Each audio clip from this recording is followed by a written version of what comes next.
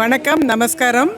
நான் திருமதி சுந்தரி விஜயராகவன், மலேசியா பிராமண சமாஜம் துணை தலைவி. ஆனால் இந்த கோவில் 26 வருஷமாக இந்த கோவில் நடந்துக்கிட்டு இருக்கு.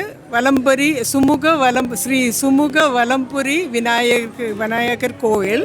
இந்த ஆலயம் 26 வருஷமாக 2000 இந்த கட்டணம் கட்டின போது அந்த சமயத்தில் இந்த கோவிலை நம்ம நிர்ணயித்தோம்.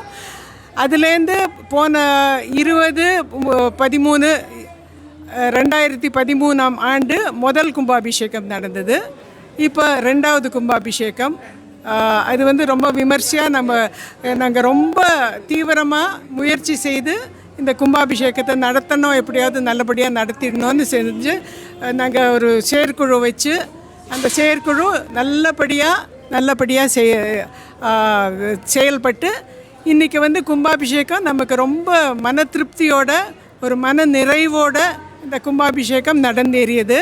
இனிமேல் இந்த நித்திய பூஜை, இந்த புதுப்பிச்ச பிள்ளையார், இந்த புத்துணர்ச்சி பெற்ற விநாயகருக்கு இப்போ மறுபடியும் அபிஷேகம் அலங்காரம் எல்லாம் செய்துட்டு அப்புறம் அவர் இன்னுமே அந்த கோயிலில் அவர் எல்லாருக்கும் அனுகிரகம் செய்வார்.